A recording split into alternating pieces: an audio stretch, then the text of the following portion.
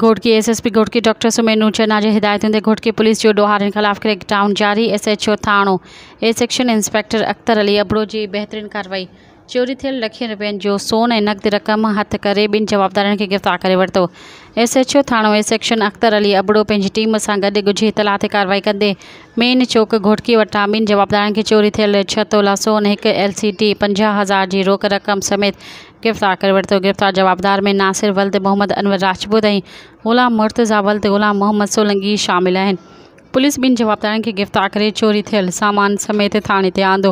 संदनि ख़िलाफ़ केस दाख़िल कयो वियो आहे। यादि रहे त गिरफ़्तार जवाबदार 10 ॾींहं अॻु घोटकी जे शहबाज़ मोहल्ला में नसीर अहमद चाचड़ जे घर ते फुर जी वारदात कई हुई। चोरी थियल सामान वापसि मिलण ते नसीर अहमद चाचड़ एसएचओ अख्तर अली अबड़ो ऐं संदसि समूरी टीम जो शुक्रिया अदा कयो ऐं खेनि गुलनि जा हार पाराया। मज़ीद ख़बरनि ऐं तफ़सीलात लाइ विज़िट कयो असांजी वेबसाइट www.awamiNewsHD.com ऐं ॾिसंदा रहो अवामी न्यूज़ HD।